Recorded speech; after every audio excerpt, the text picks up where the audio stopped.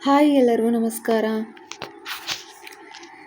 ಇಂದು ನಾವು ಜೀವಕ್ರಿಯೆ life process ಅನ್ನುವಂತಹ SSLC ಪಠ್ಯಕ್ರಮದಿಂದ 6ನೇ ಅಧ್ಯಾಯವನ್ನು ನೋಡೋಣ. ಮೊದಲನೇದಾಗಿ ಜೀವಕ್ರಿಯೆ ಅನ್ನೋದು ಜೀವಶಾಸ್ತ್ರದಿಂದ ಆಯ್ದುಕೊಂಡ ಒಂದು ಪಾಠವಾಗಿದೆ, 6ನೇ ಅಧ್ಯಾಯವಾಗಿದೆ. ಎಲ್ಲ SSLC ವಿದ್ಯಾರ್ಥಿಗಳಿಗೋಸ್ಕರ ಈ ಪಾಠವನ್ನು ನೋಡ್ತಾ ಹೋಗೋಣ.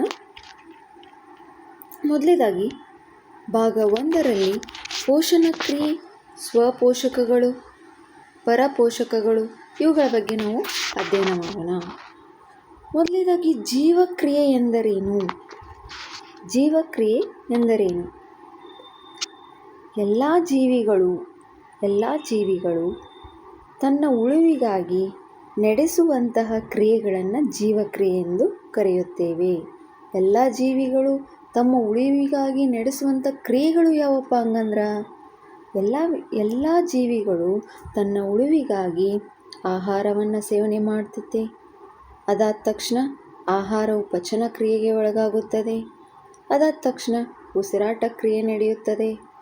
ಹಾಗೆ ವಿಸರ್ಜನಾ ಕ್ರಿಯೆ, ಜೀರ್ಣಕ್ರಿಯೆ, ಹಲವಾರು ಕ್ರಿಯೆಗಳನ್ನು ನಡೆಸುವುದು ಇದು ಜೀವಕ್ರಿಯೆ ಎಂದು ಕರೆಯುತ್ತಾರೆ. ಒಂದು ಜೀವಿಯು ತನ್ನ ಉಳಿವಿಗಾಗಿ ಹಲವಾರು ಕ್ರಿಯೆಗಳನ್ನು ನಡೆಸುವುದನ್ನು ಜೀವಕ್ರಿಯೆ ಎಂದು ಕರೆಯುತ್ತಾರೆ. ಮೊದಲನೇದಾಗಿ ಒಂದು ಜೀವಿಯು ತಾನು ಜೀವಂತವಾಗಿರಲು ನಡೆಸುವ ಎಲ್ಲ ಕ್ರಿಯೆಗಳನ್ನು ಒಟ್ಟಾಗಿ ಜೀವಕ್ರಿಯೆ ಎಂದು ಕರೆಯುತ್ತಾರೆ. ಯಾವಾಗಲೇ ಹೇಳಿದ್ನಲ್ಲ, ಈ ಪೋಷಣಾ ಕ್ರಿಯೆ ಆಗಿರ್ಬೋದು, ಉಸಿರಾಟ ಕ್ರಿಯೆ ಆಗಿರಬಹುದು, ಸಾಗಾಣಿಕಾ ಕ್ರಿಯೆ ಆಗಿರಬಹುದು, ವಿಸರ್ಜನಾ ಕ್ರಿಯೆ ಆಗಿರ್ಬೋದು, ಇವೆಲ್ಲ ಏನಪ್ಪ ಅಂದರೆ ಒಂದು ಜೀವಿಯು ನಡೆಸುವಂತಹ ಕ್ರಿಯೆಗಳು. ಈ ಕೆಳಗಡೆ ಕೊಟ್ಟಿರ್ತಕ್ಕಂಥ ಚಿತ್ರವನ್ನು ನೋಡ್ಬೋದು ನೀವು. ನ್ಯೂಟ್ರಿಷನ್ ಅಂದರೆ ಪೋಷಣೆ, ರೆಸ್ಪಿರೇಷನ್ ಉಸಿರಾಟ ಕ್ರಿಯೆ, ಸೆನ್ಸಿಟಿವಿಟಿ ಸ್ಪರ್ಶ, ಎಕ್ಸ್ಕ್ರೀಷನ್, ಹಾಗೆ ಗ್ರೌತು, ರೀಪ್ರೊಡಕ್ಷನ್, ಮೂಮೆಂಟ್ ಇವೆಲ್ಲ ಏನಪ್ಪ ಅಂದ್ರೆ ಒಂದು ಜೀವಿಯು ನಡೆಸುವಂತಹ ಕ್ರಿಯೆಗಳು. ಹಾಗೆ ಮುಂದಿನದಾಗಿ ಆ ಜೀವಕ್ರಿಯೆಗಳಲ್ಲಿ ಮೊದಲನೇದಾಗಿ ಎಲ್ಲ ಜೀವಿಗಳು ನಡೆಸುವಂತಹ ಕ್ರಿಯೆ ಯಾವುದು? ಪೋಷಣೆ ಕ್ರಿಯೆ. ಹಾಗಂದ್ರೆ ಪೋಷಣ ಕ್ರಿಯೆ ಎಂದರೇನು? ಪೋಷಣೆ ಅಂದರೆ ಏನು? ಆಹಾರ. ಪೋಷಣೆ ಅಂದರೆ ಆಹಾರ. ಆ ಪೋಷಣೆಯನ್ನು, ಆಹಾರವನ್ನು ಸೇವನೆ ಮಾಡುವುದು. ಆಹಾರ ಸೇವನೆಯ ಮೂಲಕ ಶಕ್ತಿಯನ್ನು ಪಡೆಯುವ ಕ್ರಿಯೆಗೆ ಪೋಷಣೆ ಎನ್ನುವರು. ಅಥವಾ ಆಹಾರವನ್ನು ಸೇವಿಸಿ ದೇಹದಲ್ಲಿ ಅದನ್ನು ಬಳಸಿಕೊಳ್ಳುವ ಕ್ರಿಯೆಗೆ ಏನಪ್ಪ ಅಂತಾರೆ? ಪೋಷಣೆ ಎಂದು ಕರೆಯುತ್ತಾರೆ. ನಾವು ಆಹಾರವನ್ನು ತಿಂತೇವೆ, ತಿಂದಾದ ತಕ್ಷಣ ಆ ಆಹಾರ ನಮ್ಮ ದೇಹದೊಳಗೆ ಸೇರುತ್ತಾ, ದೇಹದೊಳಗೆ ಸೇರಿ ಅನ್ನನಾಳಕ್ಕೆ ಹೋಗುತ್ತಾ, ಬಾಯೊಳಗೆ ಇರ್ತಕ್ಕಂಥ ಆಹಾರ ಅನ್ನನಾಳಕ್ಕೆ ಹೋಗುತ್ತಾ, ಅನ್ನನಾಳದಲ್ಲಿ ಇರ್ತಕ್ಕಂಥ ಆಹಾರ ಜಠರಕ್ಕೆ ಹೋಗುತ್ತಾ, ಜಠರದಲ್ಲಿ ಇರ್ತಕ್ಕಂಥ ಆಹಾರ ದೊಡ್ಡ ಕರಳು, ಸಣ್ಣ ಕರಳು, ಹಾಗೆ ಗುದದ್ವಾರ. ಈ ಎಲ್ಲ ಕ್ರಿಯೆಗಳು, ಎಲ್ಲ ಅಂಗಗಳಲ್ಲಿ ಆಹಾರ ಸಾಗಾಣಿಕೆ ಆಗಬೇಕಾದ್ರೆ ಆ ಆಹಾರದಲ್ಲಿರುವಂಥ ಶಕ್ತಿಯನ್ನು ನಮ್ಮ ದೇಹ ಪಡೆದುಕೊಳ್ಳುತ್ತದೆ. ಇದನ್ನು ನಾವು ಪೋಷಣೆ ಎಂದು ಕರೆಯುತ್ತೇವೆ. ಇನ್ನು ಪೋಷಣೆಯೊಳಗೆ 2 ರೀತಿಯ ವಿಧಗಳಿದ್ದಾವೆ. ಜೀವಿಗಳು ತಮ್ಮ ಆಹಾರವನ್ನು ಹೇಗೆ ಪಡೆಯುತ್ತವೆ? ಇಷ್ಟೊತ್ತವರೆಗೂ ಪೋಷಣೆ ಅಂತ ಓದಿದ್ವಿ. ಜೀವಿಗಳು ಆಹಾರವನ್ನು ಅಥವಾ ಪೋಷಣೆಯನ್ನು ಯಾವ ರೀತಿ ತೆಗೆದುಕೊಳ್ತಾವೆ ಮತ್ತು ಅದನ್ನು ದೇಹದಲ್ಲಿ ಯಾವ ರೀತಿ ಬಳಸ್ಕೊಳ್ತಾವೆ ಅಂತಂದೇಳಿ ಓದಿದ್ವಿ. ಆ ಪೋಷಣೆಯಲ್ಲಿ ಮತ್ತೆ 2 ವಿಧಗಳು ಕಂಡುಬರ್ತವೆ. ಮೊದಲನೇದಾಗಿ ಸ್ವಪೋಷಕಗಳು ಮತ್ತು ಪರಪೋಷಕಗಳು ಅಂತ 2 ವಿಧಗಳಲ್ಲಿ ವಿಂಗಡಣೆ ಮಾಡಲಾಗಿದೆ. ಮೊದಲನೇದಾಗಿ ಸ್ವಪೋಷಕಗಳು ಎಂದರೇನು? ಯಾವ ಜೀವಿಯು ತಮ್ಮ ಆಹಾರವನ್ನು ತಾವೇ ತಯಾರಿಸಿಕೊಳ್ಳುತ್ತವೆಯೋ ಅವುಗಳನ್ನು ನಾವು ಪೋಷಣೆ ಅಥವಾ ಸ್ವಪೋಷಕಗಳು ಎಂದು ಕರೆಯುತ್ತೇವೆ. ಅಂದರೆ ಯಾವ ಜೀವಿಗಳು ತಮ್ಮ ಆಹಾರ ತಾವೇ ತಯಾರಿಸ್ಕೊತಾವಪ್ಪ? ಉದಾಹರಣೆ, ಹಸಿರು ಸಸ್ಯಗಳು, ಶೈವಲಗಳು, ಕೆಲವು ಬ್ಯಾಕ್ಟೀರಿಯಾಗಳು. ಮತ್ತು ಈ ಹಸಿರು ಸಸ್ಯಗಳು ತಮ್ಮ ಆಹಾರವನ್ನು ತಾವೇ ತಯಾರಿಸಿಕೊಳ್ಳುತ್ತವೆ. ಯಾವ ರೀತಿ ಹಸಿರು ಸಸ್ಯಗಳು ತಮ್ಮ ಆಹಾರವನ್ನು ತಾವೇ ತಯಾರಿಸ್ಕೊಳ್ತಾವಪ್ಪ? ಈ ಸೂರ್ಯನ ಬೆಳಕಿನ ಸಹಾಯದಿಂದ, ಗಾಳಿಯ ಸಹಾಯದಿಂದ, ಮಣ್ಣಿನ ಸಹಾಯದಿಂದ, ಹೌದಾ? ಈ ಸಸ್ಯಗಳು ಯಾವ ಸಸ್ಯಗಳು ತಾವೇ ತಯಾರಿಸಿ, ಅಂದರೆ ಬೇರೆ ಜೀವಿಗಳನ್ನು ಕೊಂದು ತಿನ್ನುವಂಥ ಜೀವಿಗಳು ಅಲ್ಲ, ಹೌದಾ? ಈ ಸಸ್ಯಗಳು ತಮ್ಮ ಆಹಾರವನ್ನು ತಾವೇ ತಯಾರಿಸ್ಕೊತಾವು. ಯಾವ ರೀತಿ ತಯಾರಿಸ್ಕೊತಾವು? ಯಾವುದೇ ಜೀವಿಯನ್ನು ಕೊಲ್ಲದೆ, ಸೂರ್ಯನ ಬೆಳಕಿನ ಸಹಾಯದಿಂದ, ಅಥವಾ ಆಕ್ಸಿಜನ್ ಸಹಾಯದಿಂದ, ಅಥವಾ ಮಣ್ಣಿನ ಸಹಾಯದಿಂದ, ಇವುಗಳನ್ನೆಲ್ಲ ಬಳಸಿಕೊಂಡು ಏನು ಮಾಡ್ತಾವಪ್ಪ ಅಂದರೆ ಜೀವಿಗಳು ತಮ್ಮ ಆಹಾರವನ್ನು ತಾವೇ ತಯಾರಿಸಿಕೊಳ್ಳುತ್ತವೆ. ಇಂತಹ ಜೀವಿಗಳಿಗೆ ಸ್ವಪೋಷಕಗಳು ಎಂದು ಕರೆಯುತ್ತಾರೆ. ಸ್ವ ಅಂದರೆ ತಮ್ಮ ಆಹಾರ ತಾವೇ ತಯಾರಿಸಿಕೊಳ್ಳುವುದು. ಇನ್ನು ಎರಡನೇದಾಗಿ ಪರಪೋಷಕಗಳು. ಪರಪೋಷಕಗಳು ಅಂದ್ರೆ ಯಾವುದೇ ಒಂದು ಜೀವಿಯು ಆಹಾರಕ್ಕಾಗಿ ಬೇರೆ ಜೀವಿಗಳ ಮೇಲೆ ಅವಲಂಬನೆಯಾಗಿರುವ ಜೀವಿಗೆ ಏನಂತ ಕರೀತಾರ? ಪರಪೋಷಕ ಅಂತಂದೇಳಿ ಕರೀತಾರ. ಅಂದರೆ ಆ ಜೀವಿ ಯಾವುದೇ ರೀತಿಯ ಸೂರ್ಯನ ಬೆಳಕನ್ನು ತಗೊಳ್ಳೋದಿಲ್ಲ, ಯಾವುದೇ ರೀತಿಯ ಆಕ್ಸಿಜನ್ ಪಡೆದುಕೊಂಡು, ಯಾವುದೇ ರೀತಿಯ ಮಣ್ಣಿಂದ ಲವಣಾಂಶಗಳನ್ನು ಪಡೆದುಕೊಂಡು, ಈ ಯಾವುದೇ ರೀತಿಯ ಆಹಾರವನ್ನು ಅದು ತಯಾರು ಮಾಡ್ಕೊಳ್ಳೋದಿಲ್ಲ. ಯಾವ ಜೀವಿಗಳು? ಪರಪೋಷಕ ಜೀವಿಗಳು. ಪರಪೋಷಕ ಜೀವಿಗಳು ಯಾವಾಗಲೂ ಬೇರೆಯ ಜೀವಿಯ ಮೇಲೆ ಅವಲಂಬಿತವಾಗಿರುತ್ತದೆ ಆಹಾರಕ್ಕಾಗಿ. ಅದು ಸಸ್ಯಾಹಾರಿನೇ ಆಗಿರ್ಬೋದು, ಮಾಂಸಾಹಾರಿನೇ ಆಗಿರ್ಬೋದು, ಅಥವಾ ಮಿಶ್ರಹಾರಿನೇ ಆಗಿರ್ಬೋದು. ಫಾರ್ ಎಕ್ಸಾಂಪಲ್ ಸಸ್ಯಾಹಾರಿ ಅಂತ ಇರ್ಬೋದು. ಸಸ್ಯಾಹಾರಿ ಅಂತ ಬಂದರೆ ಸಸ್ಯಗಳನ್ನು ಕೊಂದೇ ತಿನ್ನುತ್ತೆ, ಹೌದಾ? ಮಾಂಸಾಹಾರಿ ಅಂದರೆ ಯಾವುದೇ ಒಂದು ಪ್ರಾಣಿಯನ್ನು ಕೊಂದೇ ತಿನ್ನುತ್ತೆ. ಇನ್ನು ಮಿಶ್ರಹಾರಿ ಅಂದರೂ ಸಹ ಬೇರೆ ಜೀವಿಯ ಮೇಲೆ ಅವಲಂಬಿತವಾಗಿರುತ್ತದೆ. ಪರಪೋಷಕ ಪೋಷಣೆ ಅಂದರೆ ಆಹಾರಕ್ಕಾಗಿ, ತಾನು ಸೇವಿಸಲಿಕ್ಕೆ ಆಹಾರಕ್ಕಾಗಿ ಬೇರೆ ಬೇರೆ ಜೀವಿಗಳ ಮೇಲೆ ಅವಲಂಬಿತವಾಗಿರುತ್ತದೆ. ಉದಾಹರಣೆಗಳು ಪ್ರಾಣಿಗಳಾಗಿರ್ಬೋದು. ಈ ಸಸ್ಯಾಹಾರಿ ಪ್ರಾಣಿ ಅಂತಂದರೆ ಮೊಲ ಆಗಿರ್ಬೋದು, ಆನೆ ಆಗಿರ್ಬೋದು. ಇವುಗಳು ಸಸ್ಯವನ್ನು ಸೇವನೆ ಮಾಡ್ತಾವೆ. ಸಸ್ಯಗಳಿಗೂ ಜೀವ ಇದೆ. ಆ ಸಸ್ಯದಲ್ಲಿರುವಂತಹ ಒಂದು ಜೀವವನ್ನು ಕೊಂದೇ ತಿಂತಾರ. ಇನ್ನು ನೆಕ್ಸ್ಟು ಮಾಂಸಾಹಾರಿ ಪ್ರಾಣಿಗಳಾಗಿರ್ಬೋದು. ಹುಲಿ, ಸಿಂಹ, ಅದು ಸಹ ಬೇರೆ ಪ್ರಾಣಿಯನ್ನು ಕೊಂದೇ ತಿನ್ನುತ್ತದೆ, ಹೌದಾ? ಇಲ್ಲಿ ಉದಾಹರಣೆ ಪ್ರಾಣಿಗಳು ಅಥವಾ ಶಿಲೀಂಧ್ರಗಳು. ಇನ್ನು ಮನುಷ್ಯರಾಗಿರ್ಬೋದು. ಮನುಷ್ಯರು ಸಹ ಪರಪೋಷಕಗಳಿಗೆ ಉದಾಹರಣೆಯಾಗಿರುತ್ತವೆ. ಈ ಪೋಷಣೆಯಲ್ಲಿ 2 ವಿಧಗಳು ಯಾವಪ್ಪ ಅಂದರೆ ಸ್ವಪೋಷಕ, ಪರಪೋಷಕ ಅಂತ ಗೊತ್ತಾಯಿತು. ಸ್ವಪೋಷಣೆ ಅಂದರೆ ತಮ್ಮ ಆಹಾರ ತಾವೇ ತಯಾರಿಸಿಕೊಳ್ಳುವ ಜೀವಿಗಳು. ಪರಪೋಷಣೆ ಅಂದರೆ ಬೇರೆ ಬೇರೆ ಜೀವಿಗಳ ಮೇಲೆ ಅವಲಂಬಿತವಾಗಿರುವಂತಹ ಜೀವಿಗಳು. ನೆಕ್ಸ್ಟ್ ಸ್ವಪೋಷಕಗಳ ಪೋಷಣೆ. ಆ ಸಸ್ಯಗಳು ಆಹಾರವನ್ನು ತಾವೇ ತಯಾರಿಸಿಕೊಳ್ಳುತ್ತವೆ ಅಂತ ಹೇಳಿದೆ. ಹಾಗಂದ್ರೆ ಹೆಂಗೆ ತಯಾರಿಸ್ಕೊತಾವ್ರಿ ಯಾವುದು ಸಸ್ಯಗಳು ಆಹಾರವನ್ನು? ಆ ಸಸ್ಯಗಳು ಆಹಾರವನ್ನು ಯಾವ ರೀತಿ ತಯಾರಿಸ್ಕೊತಾವಪ್ಪ ಅಂದರೆ, ಸಸ್ಯಗಳು ಆಹಾರವನ್ನು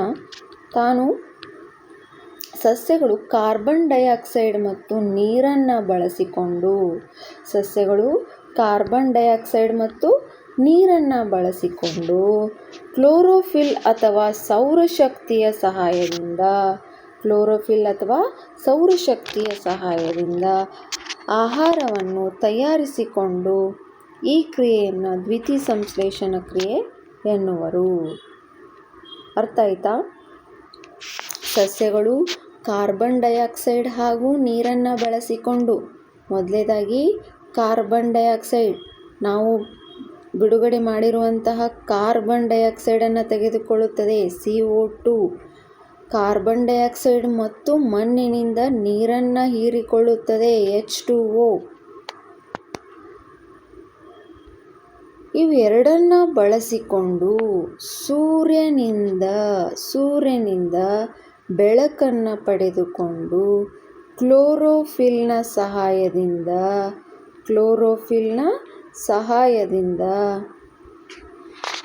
ಗ್ಲೂಕೋಸ್, ನೀರು ಮತ್ತು ಆಕ್ಸಿಜನ್ನನ್ನು ಬಿಡುಗಡೆ ಮಾಡುತ್ತದೆ. ಗ್ಲೂಕೋಸ್, ನೀರು ಮತ್ತು ಆಕ್ಸಿಜನ್ನ ಬಿಡುಗಡೆ ಮಾಡುತ್ತದೆ.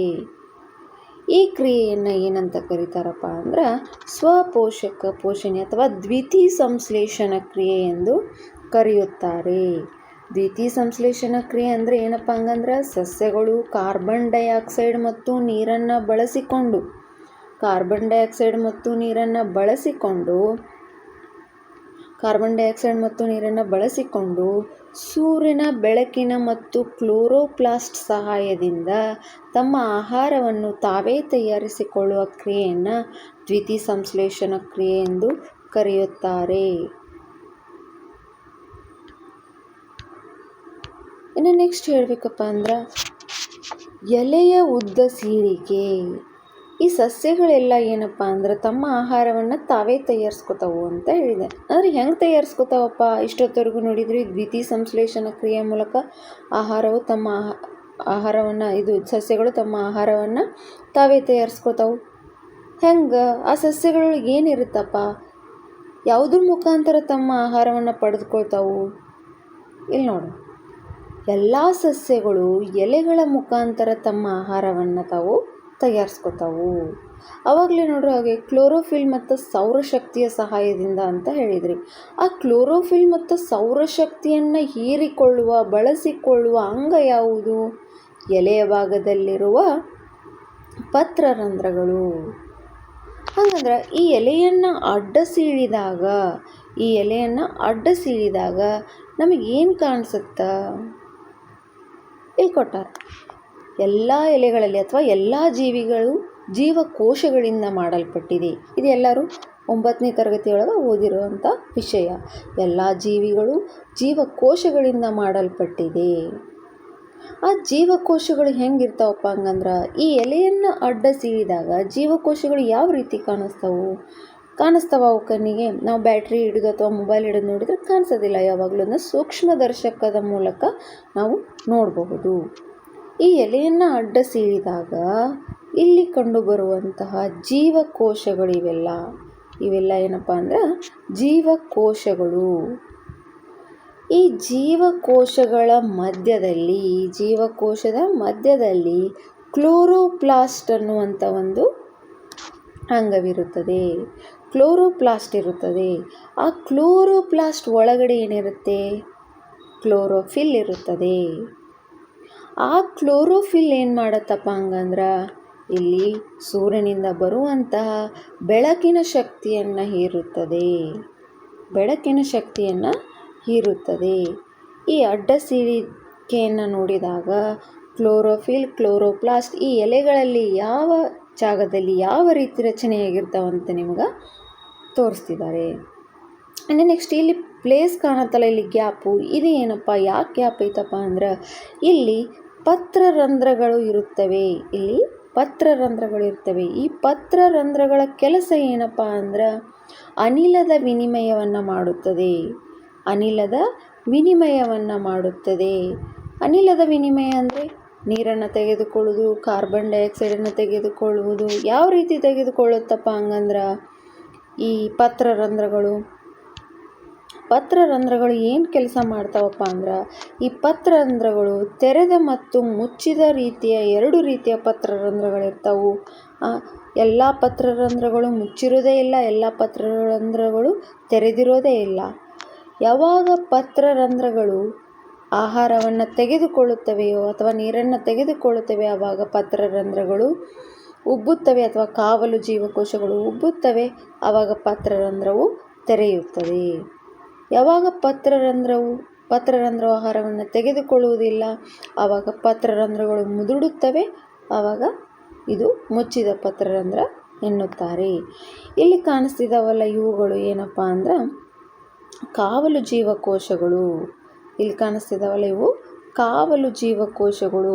ಆ ಕಾವಲು ಜೀವಕೋಶದ ಮಧ್ಯದಲ್ಲಿ ಇರುವಂತಹ ಒಂದು ರಚನೆಯನ್ನು ಕ್ಲೋರೋಪ್ಲಾಸ್ಟ್ ಎಂದು ಕರೆಯುತ್ತಾರೆ. ಈ ಕಾವಲು ಜೀವಕೋಶದ ಮಧ್ಯಭಾಗದಲ್ಲಿರುವಂಥ ಸಣ್ಣ ಸಣ್ಣ ರಚನೆಯನ್ನು ಕ್ಲೋರೋಪ್ಲಾಸ್ಟ್ ಅಂತಾರೆ. ಆ ಕ್ಲೋರೋಪ್ಲಾಸ್ಟ್ ಏನು ಮಾಡುತ್ತಂತ ಹೇಳಿದ್ದೆ ನಾನು? ಸೂರ್ಯನ ಬೆಳಕನ್ನು ಹೀರಿಕೊಳ್ಳುತ್ತದೆ. ಎಲ್ಲ ಸಸ್ಯಗಳಲ್ಲಿ ಪತ್ರರಂಧ್ರಗಳು ಈ ರೀತಿ ರಚನೆಯಲ್ಲಿರ್ತಾವೆ. ಈ ಕಡೆ ಎಲೆಗಳ ಮೇಲ್ಭಾಗದಲ್ಲಿ ಈ ರೀತಿಯ ಉಬ್ಬಿದ ರೀತಿಯಲ್ಲಿ ಪತ್ರರಂಧ್ರಗಳ ಜೋಡಣೆಯಾಗಿರುತ್ತದೆ. ಈ ಕಾವಲು ಜೀವಕೋಶದ ಕೆಲಸ ಏನಪ್ಪ ಅಂದ್ರೆ ಅನಿಲದ ವಿನಿಮಯವನ್ನು ಮಾಡುತ್ತದೆ.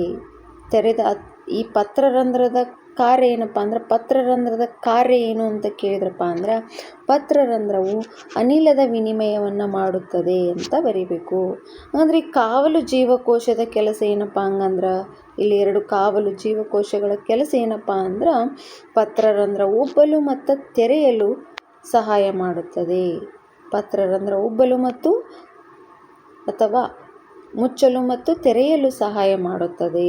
ಪತ್ರರಂಧ್ರ ಮುಚ್ಚಲು ಮತ್ತು ತೆರೆಯಲು ಸಹಾಯ ಮಾಡುವ ಅಂಗ ಯಾವುದಪ್ಪ ಅಂದ್ರೆ, ಈ ಕಾವಲು ಜೀವಕೋಶಗಳು. ಹಾಗಂದ್ರೆ ಪತ್ರರಂಧ್ರದ ಕೆಲಸ ಏನಪ್ಪ? ಪತ್ರರಂಧ್ರದ ಕೆಲಸ ಅನಿಲದ ವಿನಿಮಯ ನಡೆಸುತ್ತದೆ. ಅನಿಲದ ವಿನಿಮಯ ನಡೆಸುವುದನ್ನು ಪತ್ರರಂಧ್ರದ ಕಾರ್ಯವಾಗಿರುತ್ತದೆ. ಇನ್ನು ನೆಕ್ಸ್ಟ್ ಯಾವುದು ಓದೋಣಪ್ಪ ಅಂತಂದ್ರೆ, ದ್ವಿತೀಯ ಸಂಶ್ಲೇಷಣೆಯಲ್ಲಿ ಏನಾಗುತ್ತದೆ? ಈ ದ್ವಿತೀಯ ಸಂಶ್ಲೇಷಣ ಕ್ರಿಯೆ ಓದಿದ್ರಿ ಇಷ್ಟೊತ್ತನ. ದ್ವಿತೀಯ ಸಂಶ್ಲೇಷಣೆ ಯಾವ ರೀತಿ ನಡೆಯುತ್ತಪ್ಪ ಅಂದ್ರೆ, ಕಾರ್ಬನ್ ಡೈಆಕ್ಸೈಡ್ ಮತ್ತು ನೀರನ್ನು ತೆಗೆದುಕೊಂಡು ಕ್ಲೋರೋಫಿಲ್ ಹಾಗೂ ಸೌರ ಬೆಳಕಿನ ಸಹಾಯದಿಂದ ಗ್ಲೂಕೋಸ್, ಆಕ್ಸಿಜನ್ ಮತ್ತು ನೀರನ್ನು ಬಿಡುಗಡೆ ಮಾಡುತ್ತದೆ ಅಂತ ಓದಿದ್ರಿ. ಹಂಗಂದ್ರೆ ಇಲ್ಲಿ 3 ಘಟನೆಗಳು ನಡೀತಾವು. ಈ ದ್ವಿತೀಯ ಸಂಶ್ಲೇಷಣ ಕ್ರಿಯೆಯಲ್ಲಿ 3 ಘಟನೆಗಳು ನಡೀತಾವು. ಅದು ಸೌರ ಬೆಳಕನ್ನು ತೆಗೆದುಕೊಂಡಾಗ, ಕ್ಲೋರೋಫಿಲ್ನ ಸಹಾಯ ಪಡೆದುಕೊಂಡಾಗ, ಅಲ್ಲಿ ಗ್ಲೂಕೋಸ್ ಬಿಡುಗಡೆ ಆದಾಗ, ಇಲ್ಲಿ ಏನಪ್ಪ ಅಂದ್ರೆ 3 ಘಟನೆಗಳು ನಡೀತಾವೆ. ಆ ಘಟನೆಗಳು ಏನು? ದ್ವಿತೀಯ ಸಂಶ್ಲೇಷಣ ಕ್ರಿಯೆಯಲ್ಲಿ ಆ ಕ್ರಿಯೆ ನಡೆಯುವಾಗ 3 ಘಟನೆಗಳು ನಡೀತಾವೆ. ಏನು ಘಟನೆಯಪ್ಪ ಅಂತಂದ್ರೆ, ಇಲ್ಲಿ ಕ್ಲೋರೋಫಿಲ್ನಿಂದ ಬೆಳಕಿನ ಶಕ್ತಿ ಹೀರುವಿಕೆ. ಇಲ್ಲಿ ಹೇಳಿದ್ನಲ್ಲ, ಕ್ಲೋರೋಫಿಲ್ ಎಲ್ಲಿರುತ್ತಾ? ಕ್ಲೋರೋಫಿಲ್ ಹೇಳಿದ್ನಲ್ಲ, ಕ್ಲೋರೋಫಿಲ್ ಎಲ್ಲಿರುತ್ತಾ?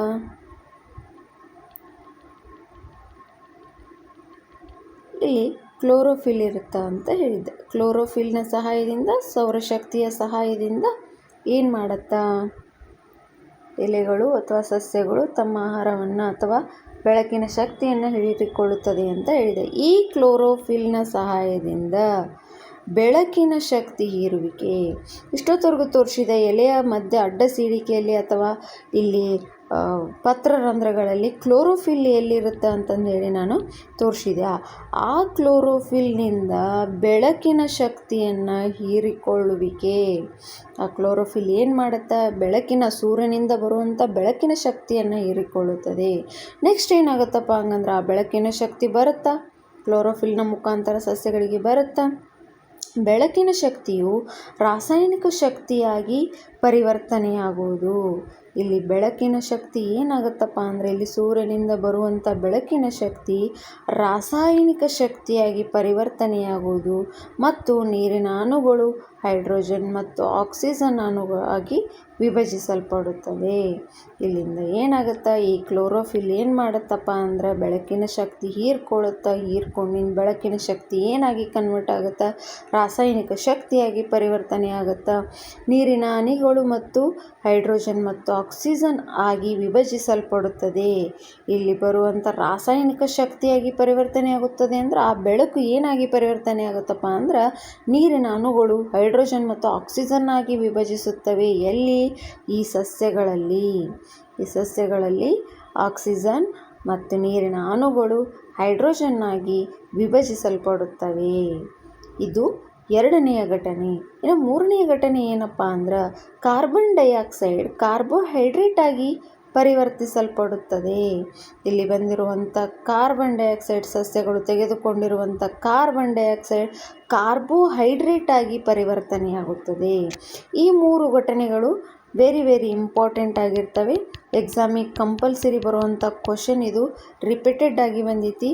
ಇದನ್ನು ಓದಲೇಬೇಕು. ಈ 3 ಘಟನೆಗಳನ್ನು ಪ್ರಾಕ್ಟೀಸ್ ಮಾಡಲೇಬೇಕು. ಕ್ಲೋರೋಫಿಲ್ನಿಂದ ಬೆಳಕಿನ ಶಕ್ತಿ ಹೀರುವಿಕೆ, ಬೆಳಕಿನ ಶಕ್ತಿಯು ರಾಸಾಯನಿಕ ಶಕ್ತಿಯಾಗಿ ಪರಿವರ್ತನೆಯಾಗುವುದು ಮತ್ತು ನೀರಿನ ಅಣುಗಳು ಹೈಡ್ರೋಜನ್ ಮತ್ತು ಆಕ್ಸಿಜನ್ ಅಣುವಾಗಿ ವಿಭಜಿಸಲ್ಪಡುತ್ತದೆ. ಕಾರ್ಬನ್ ಡೈಆಕ್ಸೈಡ್ ಕಾರ್ಬೋಹೈಡ್ರೇಟ್ ಆಗಿ ಪರಿವರ್ತನೆಯಾಗುತ್ತದೆ. ಈ ರಿಯಾಕ್ಷನ್ ಹಿಂದಿನ ತರಗತಿಯಲ್ಲಿ ಓದಿದ್ದೀರಿ. ಇನ್ನೊಂದು ಸರಿ ನೋಡ್ಕೋಬೇಕು. ದ್ವಿತೀಯ ಸಂಶ್ಲೇಷಣ ಕ್ರಿಯೆಯಲ್ಲಿ ನಡೆಯುವ 3 ಘಟನೆಗಳನ್ನು ಬರೆಯಿರಿ ಅಂತ ಕೇಳ್ತಾರೆ. ಹೌದಾ? ದ್ವಿತೀಯ ಸಂಶ್ಲೇಷಣ ಕ್ರಿಯೆಯಲ್ಲಿ ಜರುಗುವಂಥ 3 ಘಟನೆಗಳನ್ನು ನೆನಪಿಟ್ಕೊಳ್ಳೇಬೇಕು.